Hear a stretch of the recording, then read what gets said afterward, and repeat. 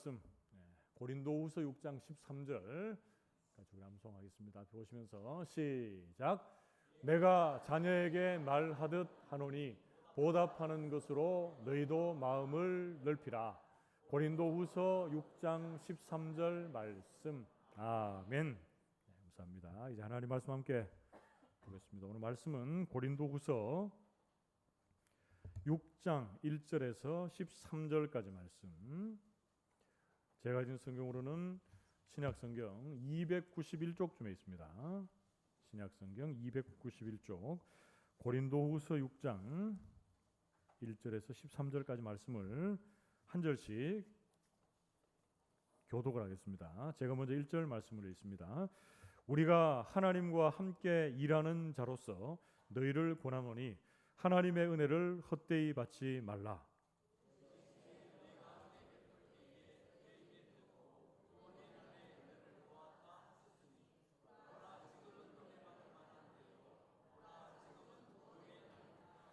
우리가 이 직분이 비방을 받지 않게 하려고 무엇에든지 아무에게도 거리끼지 않게 하고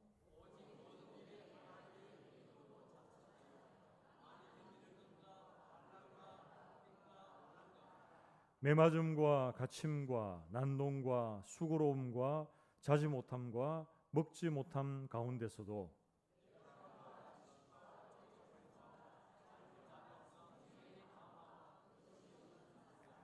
진리의 말씀과 하나님의 능력으로 의의 무기를 좌우에 가지고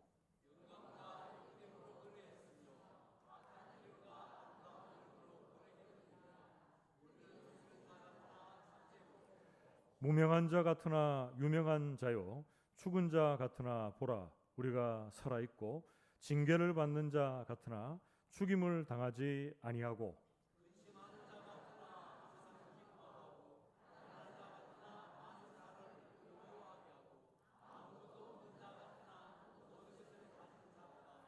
고린도인들이여 너희를 향하여 우리의 입이 열리고 우리의 마음이 넓어졌으니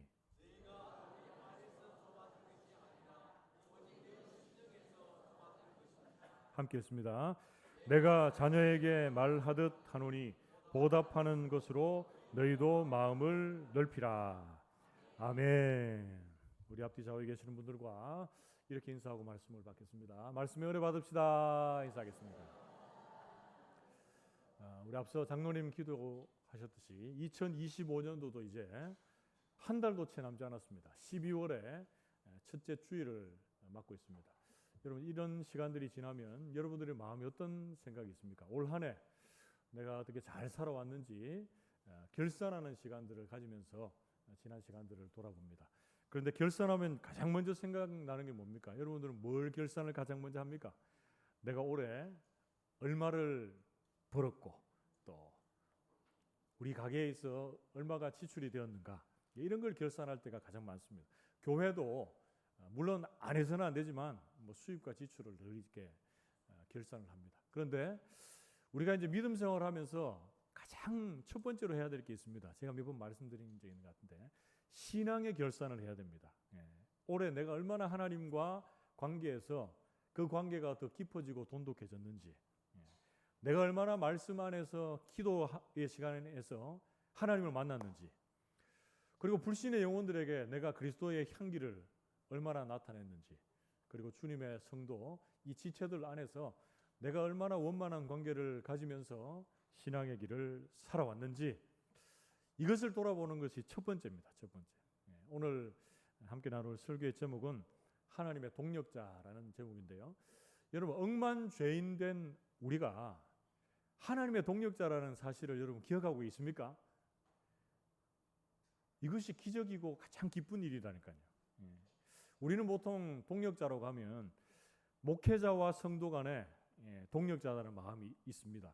그리고 더 흔하게는 더 자주는 여러분들 지체 안에서 서로가 동력자다 이런 마음들이 있습니다.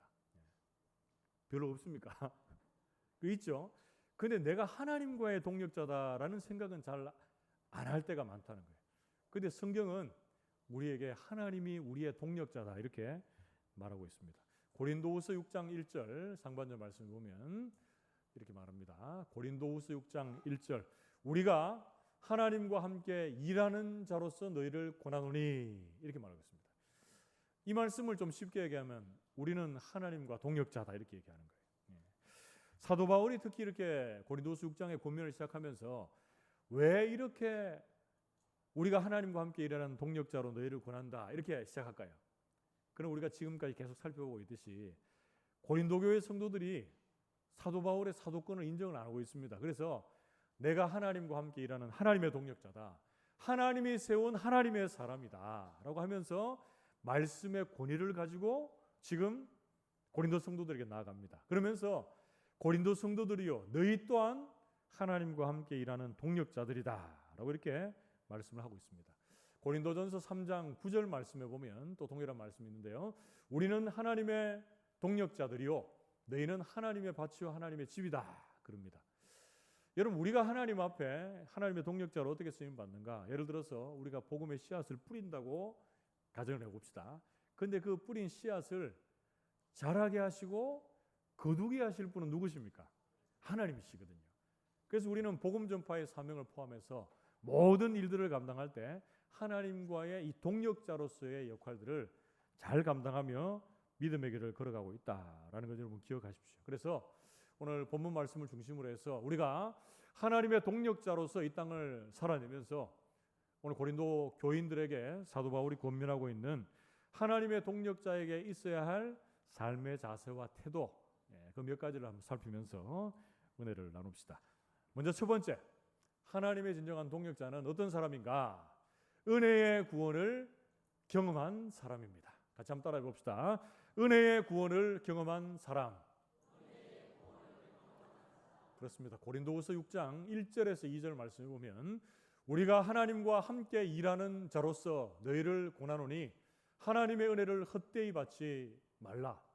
2절 이어서 봅시다. 이르시되 내가 은혜 베풀 때에 너에게 듣고 구원의 날에 너를 도왔다 하셨으니 보라 지금은 은혜 받을 만한 때요 보라 지금은 구원의 날이로다 이렇게 말합니다.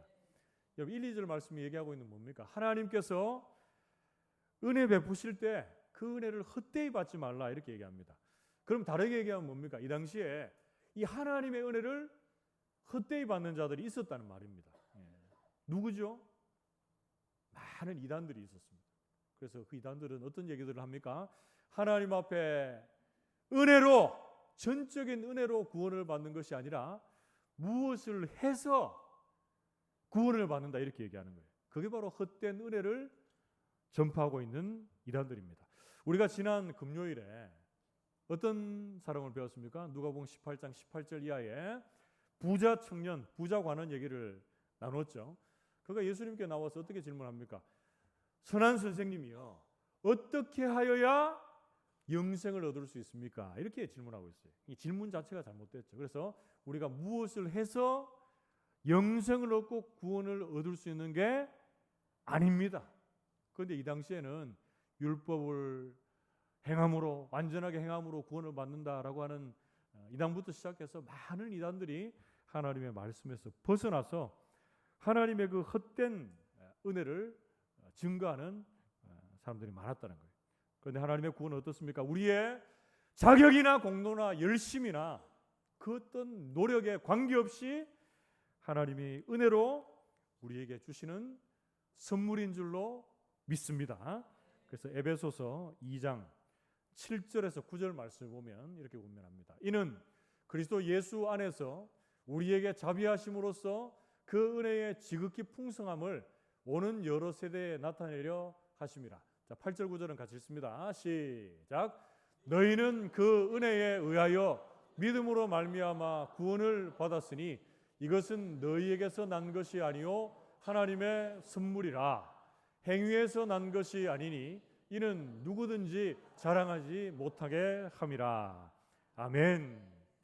여러분, 구원이 어떻게 주어졌다고 성경은 우리에게 말씀해 주고 있습니까? 하나님의 은혜로 말미암아 시작되어서 믿음으로 말미암아 우리에게 주시는, 거저 주시는 하나님의 선물이다 그럽니다. 선물. 그래서 누구든지 구원받는 것으로 인해서 내가 뭔가를 해서 구원받았다 이렇게 자랑하지 못한다겠다. 못하게 함이라 이렇게 얘기해요. 그래도 여러분 구원받은 이 복음을 자랑하지 말라는 말이 아니라는 거 아시죠?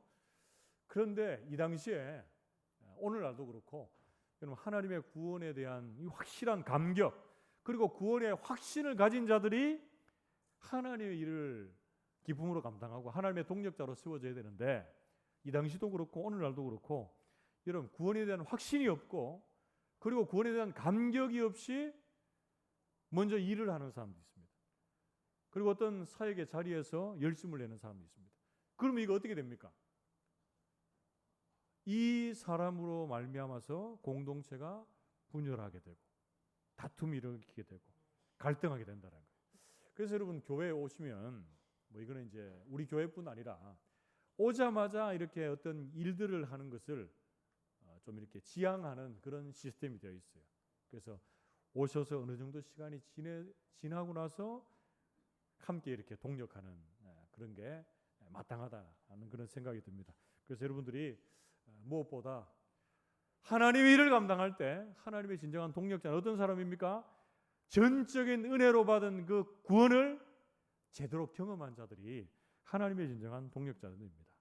에베소서 1장 말씀에 보면 그 말씀을 계속적으로 우리에게 자세하게 소개해주고 있는데 에베소서 1장 4절에서 6절 말씀에 보면 제가 다 읽지는 않을 텐데 거기 보면 이렇게 하나님의 구원을 소개해주고 있습니다. 하나님의 구원은 창세전에 하나님 우리를 먼저 선택하셨다. 이게 바로 예정이거든요. 예정. 예정 어디 갔습니까? 예정. 임예정 집사님. 예정입니다. 그런데 하나님이 창세전에 우리를 택하셨을 뿐 아니라 우리를 거룩하고 흠이 없어서 우리를 부르신 게 아니고 하나님의 무조건적인 선택으로 인해서 우리를 거룩하고 흠이 없는 하나님의 사람으로 빚어가신다. 이렇게 말씀해 주고 있습니다. 그리고 그 구원 사역의 중심에는 뭐가 있습니까? 예수 그리스도의 십자가가 있습니다. 십자가. 그래서 우리는 은혜로 구원을 받은 하나님의 사람들, 우리가 해야 될 최선이 뭡니까? 하나님의 그 전적인 은혜로 주신 그 구원을 찬송하는 것, 그것이 우리에게 꼭 있어야 된다라고 성경 말씀해 주고 있습니다. 그리고 에베소서 1장 7절 말씀해 보면 우리 같이 한번 읽어봅시다. 에베소서 1장 7절 같이 읽습니다. 시작. 우리는 그리스도 안에서 그의 은혜의 풍성함을 따라 그의 피로 말미암아 속량 곧 죄사함을 받았느니라. 아멘.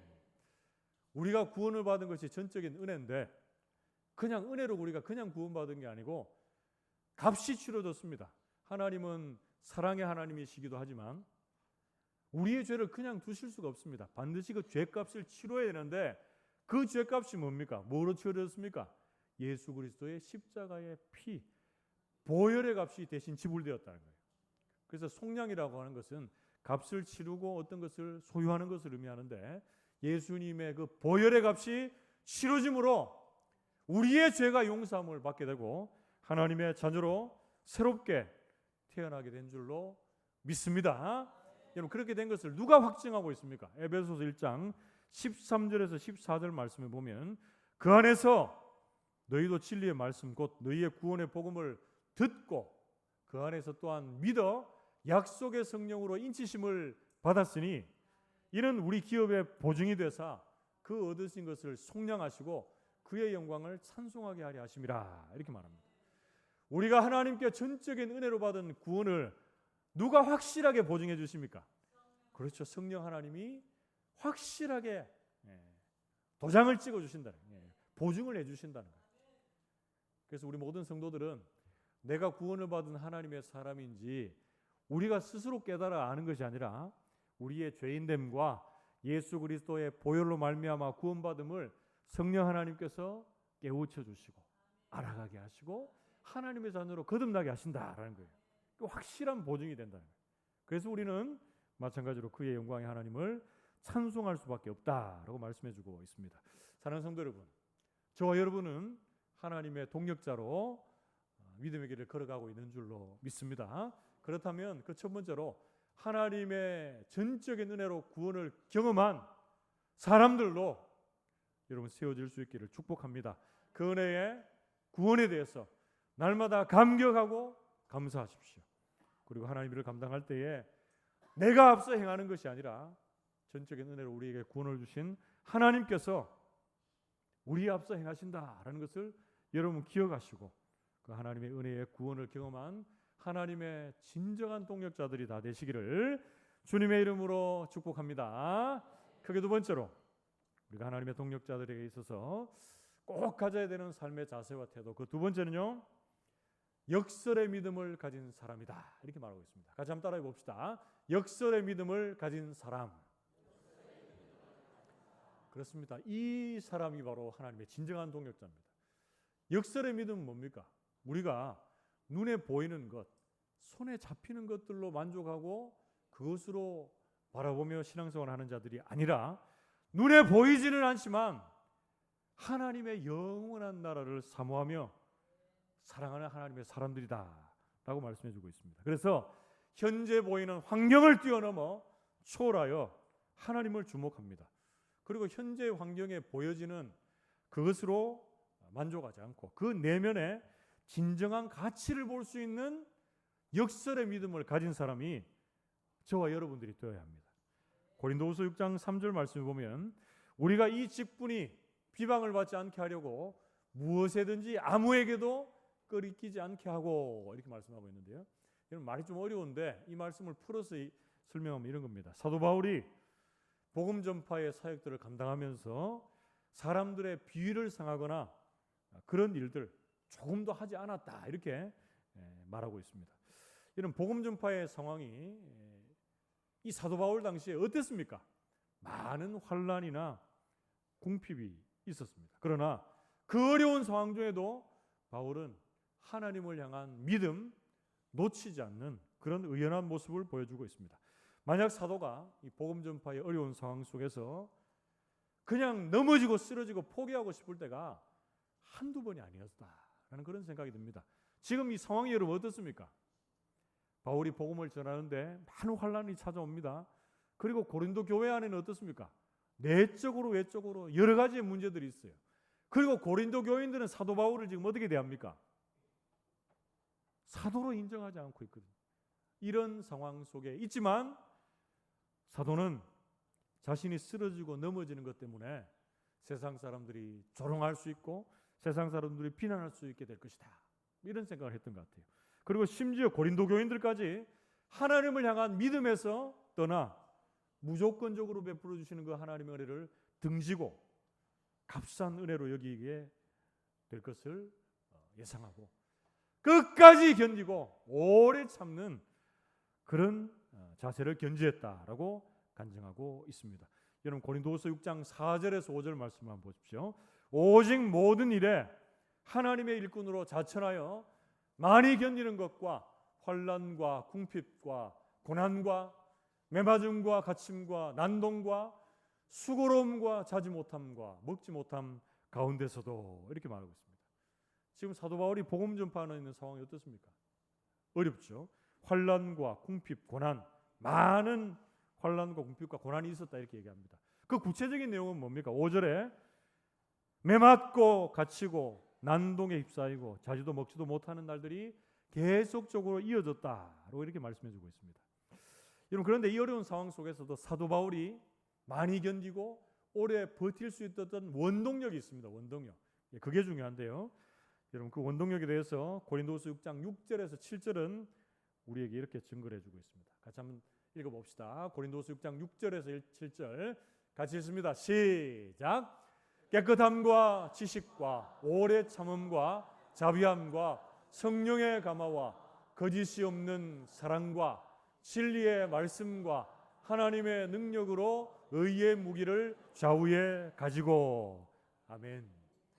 바울이 이렇게 어려운 상황 속에서 견딜 수 있었던 것은 무엇 때문입니까? 하나님이 주시는 거룩함, 정결함, 그리고 성령의 감동 감화와 성령의 이끄심, 그리고 거짓이 없는 그 주님의 무한하신 사랑과 자비, 진리의 말씀, 능력의 말씀이 좌우에 무기가 되어서 이 어려운 상황들을 잘 버텨내고 오래 견디어내었다 이렇게 고백을 하고 있습니다. 이어지는 고린도후서 6장 8절 말씀을 보면 영광과 욕됨으로 그러했으며 악한 이름과 아름다운 이름으로 그러했느니라. 우리는 속이는 자 같으나 참되고 이렇게 말합니다. 근데 바울이 이렇게 견뎌내고 버텨내고 있는 모습이 사람들에게는 욕되고 악하고 속이는 자 같은 모습으로 비춰질 때도 있었습니다. 여러분, 그런데 역설의 진리, 역설의 믿음은 뭡니까? 눈에 보이는 것이 그렇게 보여질지라도 그 안에 들어가 보면 뭐 어떻게 됩니까? 영광과 아름다움과 참된 모습이 그 안에 있었다. 그 안에 나타나고 있었다. 이렇게 말씀해 주고 있습니다. 여러분, 제가 여러분들에게 몇 가지 질문을 할게요. 제가 여러분들에게 몇 가지 질문을 하는 것은 다 이유가 있어요. 왜 그럴까요? 여러분들의 신앙의 수준을 제가 알기 때문에, 뭘 물어보더라도 다 대답할 것을 알고 있기 때문에 그렇게 제가 한번 물어보겠습니다. 자, 두 가지입니다. 두 가지. 세 가지가 될 수도 있습니다. 여러분들이 원하는 것을 택하면 됩니다. 자, 1번. 여러분들은 눈에 보여지는 것은 되게 좋아 보이는데 그 안에 들어가 보면 아무 가치도 없고 존재도 없어 보이는 그런 삶을 살고 싶으십니까? 아니면 두 번째, 겉으로 볼 때는 눈에 보이는 것은 별로 시원찮습니다. 근데 그 안에 들어가 보면 참된 가치와 그 존재의 고귀함이 있는 그런 삶을 살고 싶습니까? 1번입니까? 2번입니까?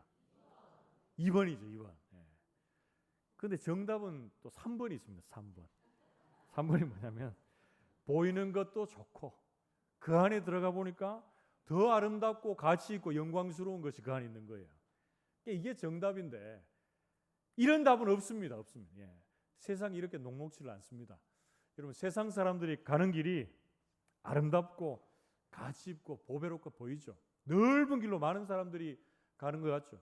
그러나 그 길은 뭡니까? 결국에는 멸망의 길입니다. 멸망의 길.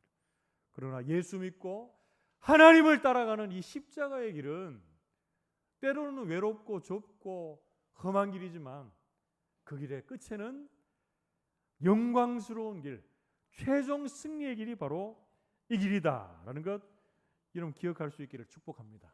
그래서 우리네 인생들이 이런 역설적인 믿음을 가진 하나님의 동력자들로 현재 걸어가고 있고 과거에서부터 지금까지 그렇게 걸어왔고 앞으로도 그 길을 걸어가야 합니다. 그런데 그 길에 대해서 고린도후서 6장 9절에서 10절은 어떻게 말씀해 주고 있습니까? 9절에서 10절 말씀. 요약하면 이런 겁니다. 무명한 자 같으나 유명합니다. 죽은 자 같으나 살아 있습니다. 징계를 받은 자 같으나 죽지 않습니다. 근심하는 자 같으나 항상 기뻐합니다. 가난한 자 같으나 많은 사람을 부유하게 합니다. 아무것도 없는 자 같으나 모든 것을 가진 자가 바로 역설적인 믿음을 소유한 하나님의 사람인 줄 믿습니다. 어떻게 보면 이런 믿음이 광신 같습니다. 광신. 모든 사람들이 그 길은 아니다 이렇게 말하지만 믿음의 사람들이 볼 때 그 길이 맞다 하는 그 길이 있어요. 대부분의 사람들이 맞다고 하는 것도 믿음의 눈으로 보면 아닐 때가 있습니다. 그런데 그런 길을 갈 수 있어야 된다라는 겁니다. 왜 그렇습니까, 여러분? 모순 같아 보이고 무모해 보이지만 그 안에 참된 진리와 자유와 해방이 있기 때문에 그렇습니다. 고린도후서 4장 18절 말씀을 보면 우리가 주목하는 것은 보이는 것이 아니요 보이지 않는 것이니 보이는 것은 잠깐이요 보이지 않는 것이 영원함이라 이렇게 말씀해 주고 있습니다. 우리 모두는 눈에 보이는 것으로 잠깐 스쳐 지나가는 것으로 만족하는 인생들이 아니라 보이지는 않지만 하늘의 영원한 것들을 주목하는 하나님의 동력자들이기 때문에 그렇습니다. 고린도서 5장 7절 말씀 보면 이는 우리가 믿음으로 행하고 보는 것으로 행하지 아니함이로라 이렇게 말씀하고 있습니다. 눈에 보이는 것으로 행동하는 자들이 아니라 눈에 보이지는 않지만 믿음으로 행하는 하나님의 동력자들이기 때문에 우리는 이 길을 끝까지 달려갈 수 있습니다. 그 역설적인 믿음에 의해서 구체적으로 소개해주고 있는 고린도후서 11장과 12장의 내용을 종합해 보면 어떤 얘기를 하고 있습니까? 사도 바울이 고린도후서 11장 말씀에는 그가 당했던 많은 고난들을 세세하게 간증하고 있으면서 약할 그때의 강함이라 이렇게 얘기하는 거예요. 고린도서 12장에는 자신에게 있는 그 육체의 가시를 하나님 앞에 없애달라고 3번 간구하는데 하나님 어떻게 얘기하십니까? 고린도서 12장 9절 10절 말씀에 내 은혜가 내게 족하도다. 내 능력이 약한 데서 온전하여짐이라 이렇게 말씀해주고 있는 거예요. 그래서 약한 것들을 자랑하겠다. 약할 그때에 그리스도의 능력이 나타나게 될 것이다.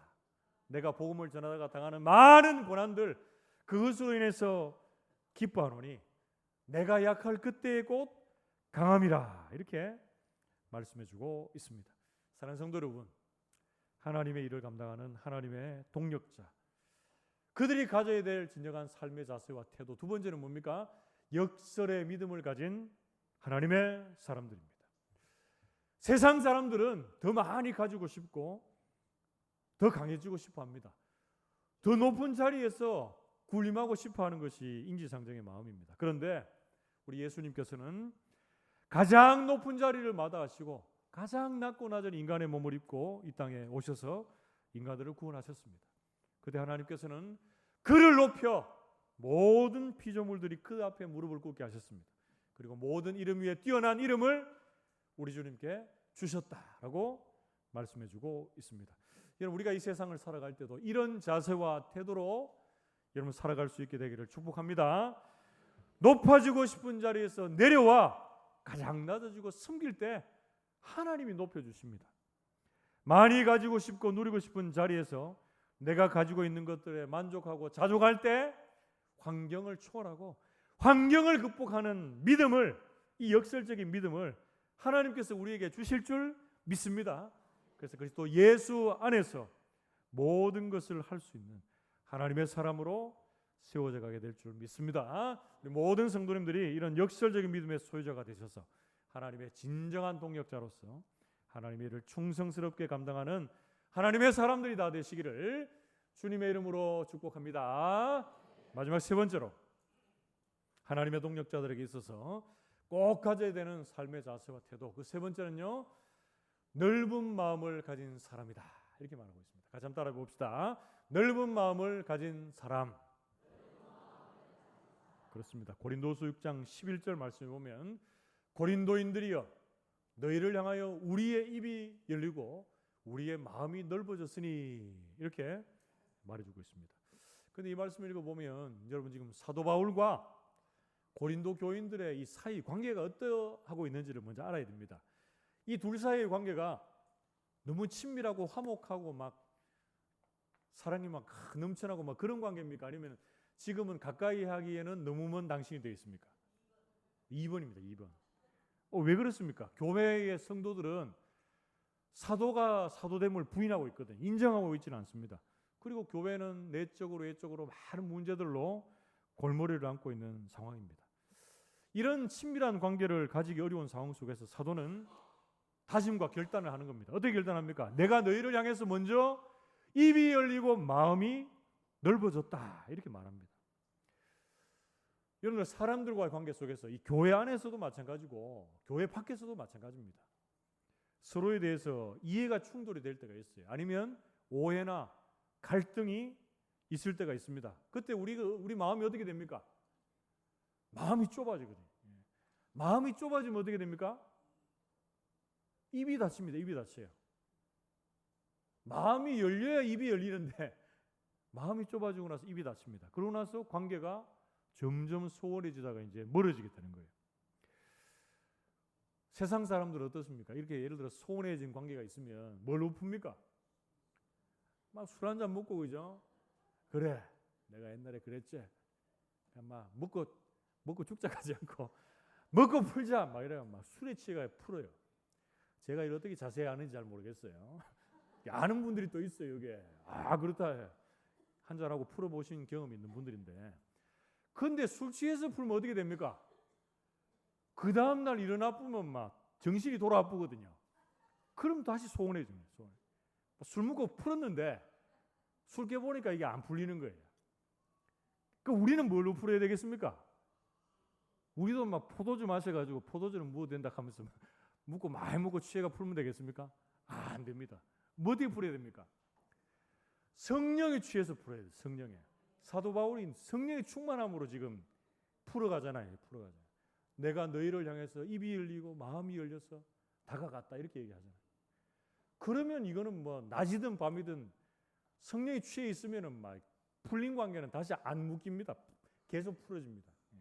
그래서 저는 이 사도 바울의 마음을 좀 이해하면서 어떻게 가서 말을 하고 입이 열렸고 마음이 넓혀졌을까 한번 제가 생각해 봤어요. 그래서 저는 사도 바울의 고린도 교회 성도를 향한 마음, 그 말이 이랬을 것이다. 제가 이제 추측을 하면서 한번 적어봤는데, 여러분 뭐 동의하셔도 되고 동의 안 해도 됩니다. 제가 한번 읽어드릴게요. 고린도 성도들이여, 너희들이 지금 나를 인정하지 않고 나를 내몰고 있지만 때가 되면 그것이 잘못된 일인지 알게 될 거다. 나도 지금 여러분들을 볼 때 똑같이 밀어내고 멀리하고 싶지만 그것을 하나님이 절대로 원하지 않는 것을 나는 안다. 모든 것은 나의 부족으로 말미암아 온 것을 알기에 내가 먼저 마음을 열고 입을 열어 너희에게 다가가서 말을 건네네. 내 진심을 받아주고 하나님이 나를 보내시고 나를 통해 권면하시는 그 말씀의 진정한 진리의 말씀, 그 진리의 말씀을 너희들이 받아줬으면 좋겠네. 이렇게 이제 나아가는 거예요. 그러면서 고린도후서 6장 12절 말씀 보면 너희가 우리 안에서 좁아진 것이 아니라 오직 너희 심정에서 좁아진 것이다. 너희가 우리 때문에 너희가 좁아진 것이 아니라 너희 스스로 너희들이 마음이 옹색해지고 옹졸해지고 하는 것이다. 그렇게 6장 13절 말씀에 내가 하나님의 자녀에게 말하듯 너희를 사랑으로 주님의 사랑으로 타이르듯이 다가가서 말하니 어떻게 하라고요? 너희도 마음을 넓히라. 이렇게 말하고 있습니다. 여러분들 이 말씀을 다 읽어보면 여러분들에게 지금 막 이렇게 다가가기 힘들고 내 마음이 닫혀 있고 입술이 막 굳어져 있는 사람들이 막 생각납니까? 생각 안 나면 정상이 아닙니다. 항상 얘기하지만 생각이 안 나면 저 위에 가야 돼요. 위에. 생각이 났다가 안 났다 합니까? 젊을 때 그러면 안 되는데 다 있어요. 다 있어요. 근데 그 사람들과 관계 속에서 우리가 어떻게 해야 됩니까? 내 생각만 하면 안 돼요. 내 생각만. 다른 사람의 입장에서 생각해 봐야 돼요. 여러분 고린도 교인들 입장에서 한번 생각해 보세요. 사도 바울이 예수 믿는 사람들을 잡아 죽이는데 앞장섰던 그 핍박자가 이제 예수 믿는다고 하면서 생명을 거는 사람으로 지금 나타나가지고 복음을 전하고 있는 거예요. 그럼 그 고린도 교인들 입장에서 저 사람 대단한 사도다 이렇게 하겠습니까? 예수 미쳐서 지금 저렇게 복음을 전하고 있지만 이 사람이 지금 제대로 잘못 미친 사람이다 이렇게 생각할 수 있거든요. 그래서 항상 다른 사람 입장에서 생각해 보는 것이 마음 넓힘의 첫 번째 요건이 됩니다. 이건 이제 제 개인적인 간증인데 고린도후서에 개인 간증이 많으니까 저도 짧지만 간증을 하나 할게요. 뭐 은혜스러운 간증이 아닐 수도 있겠지만 여러분들이 간증할 때 집중을 제일 잘하거든요. 저희 집에 그 안방에 가보면 침대가 있어요. 침대. 여러분들 사택을 여러분 안에 들어가 보신 분들이 많이 없겠지만 사택을 이렇게 멀리서 보면 좀 좁아 보입니까? 넓어 보입니까? 그래서 넓어 보여요. 그 실제 들어가면 넓어요. 넓은데 저희 그 안방에는 그 싱글 침대가 아니고 투인 침대 있죠. 2인용 침대가 이렇게 있어요. 제가 부임하면서 사온 침대가 있어요. 그런데 그 침대 트윈 침대에 몇 명이 자는 줄 압니까? 3명이 잡니다. 3명이. 그 넓은 다른 공간 많이 놔두고 저하고 집사람하고 그 사이에 막내. 내년에 중학교 올라가는 막내. 요놈이 집사람 막 끌어안고 그죠? 떨어지질 않는 거예요. 떨어지지 않는 게 아니고 본인이 지금 떨주지를 않는 것 같아요. 그래가지고 막 밤마다 막 서로 뽀뽀하고 막 서로 막 이렇게 친하게 있고 저는 막 저쪽에 옆으로 떨어져 가 있고. 그래서 3명이 자니까 너무 이렇게 좁아가지고 저희가 뭐 더 큰 침대를 살 만한 경제적 여유가 없어서 안 하는 게 아니고 그 옆에다가 이렇게 의자에서 큰 책상에 합판 두꺼운 거 있거든요. 그런 거 나와가지고 이제 그만큼 공간을 한 명이 더 잘 분량을 확보를 했어요. 그러니까 침대 확장을 했어요. 방 리모델링이 아니고 침대를 리모델링을 했어요. 근데 그게 뭐 하다 보니까 제대로 되겠습니까? 요는 푹신하고 저는 딱딱하고. 근데 지금까지 그 몇 년이 지나왔는데 제가 거기 한 번도 안 잤습니다. 딱딱한데. 저는 항상 푹신한데. 그 집사람이나 우리 막내가 거기 잤거든요. 자다 보면 글로 굴러가요. 예. 그래가지고 막 한날은 막 저보고 거기 좀 자보라고. 이 딱딱해가 저는 막 푹신하고 따뜻한 데 자는데 막 본인들은 너무 힘들다고. 그래서 제가 얼마 전부터 그쪽에 제가 자거든요. 자보니까 제가 진짜 자기 전에 느끼지 못했던 그 사람들의 소외된 마음 제가 느낄 수 있겠더라. 그러니까 그 사람 입장이 돼봐야 한다니까. 돼봐야. 그래서 서양 속담, 영어 속담에는 이런 속담이 있어요. 그 사람의 신발을 신어봐라. 그 사람 신발을 신어봐라. 맨날 내한테 맞는 구두만 신고 다니니까 다른 사람이 불편하면 모르거든요. 그 사람의 입장에서 생각하고 이해할 때 뭘 할 수 있습니까? 먼저 다가가서 마음을 넓고 입이 열릴 수 있다는 거예요. 그래서 근데 우리 힘으로 안 됩니다. 이게 시편 119편 32절 말씀해 보면 주께서 내 마음을 넓히시면 내가 주의 계명들의 길로 달려가리이다 이렇게 얘기하고 있어요. 그래서 여러분 기도하십시오. 내가 저 사람 뭐 마음이 안 열린다. 나하고 좀 안 맞는가 이런 사람이 있으면 어떻게 됩니까? 주님 내 마음을 좀 넓혀주십시오. 이렇게 기도하세요. 그럼 주님 팍 넓혀주시네. 조금 넓혀주지 않고 팍 넓혀주세요. 팍. 침대가 좁은 것도 팍 넓혀주십니다. 여러분 마음 팍 넓혀주세요. 그래 다가가서 말을 건네면 어떻게 됩니까? 그 사람 마음도 열리고 관계가 회복이 되고. 그래서 공동체 안에서 여러분 다투고 분열하고 갈등하는 것은 사단이 제일 좋아하는 겁니다. 사단의 묘책입니다. 묘책. 사단의 유혹의 첫 번째. 그런데 우리는 어떻게 됩니까? 지난 주간에도 말씀을 나눴지만 우리는 공동체를 하나 되게 하고 묶고 화목의 메신저 대사로 여러분 써야 합니다. 여러분들이 화목의 대사로 쓰고 싶습니까? 아니면 분열과 갈등과 다툼의 앞잡이로 세워지고 싶습니까? 이거 뭐 물어볼 필요도 없죠. 사랑하는 성도 여러분, 제가 바라고 원하기는 우리 모든 성도들이 하나님의 진정한 동력자로서 넓은 마음을 소유할 수 있기를 축복합니다. 그래서 공동체를 하나로 묶고 여러분들이 속한 가정과 직장과 교회와 여러분 속한 모든 영역들을 하나로 묶어내는 화목의 메신저들이 다 되시기를 주님의 이름으로 축복합니다. 말씀을 맺으러 갑니다. 하나님의 진정한 동력자 어떤 사람입니까? 우리 세 가지의 또 예제를 우리가 마음속에 담고 또 살아가 봅시다. 첫 번째는 은혜의 구원을 경험한 사람이 하나님의 진정한 동력자입니다. 여러분 매 순간 일하기 전에 하나님 구원에 감격하시고 감사하시고 그 하나님 구원에 대한 확신을 경험한 하나님의 사람들이 되시기를 축복합니다. 그리고 두 번째, 역설의 믿음을 가진 사람이 진정한 하나님의 동력자입니다. 눈에 보이는 것으로 만족하지 않고 눈에 보이지는 않지만 하늘의 영원한 것을 사모하고 따라가는 하나님의 진정한 동력자들이 되시기를 축복합니다. 마지막 세 번째, 넓은 마음을 가진 사람이 진정한 하나님의 동력자입니다.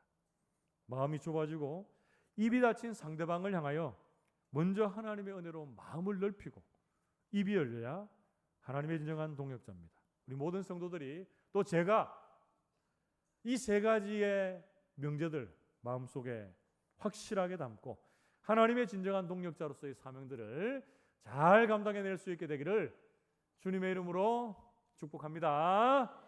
함께 기도합시다.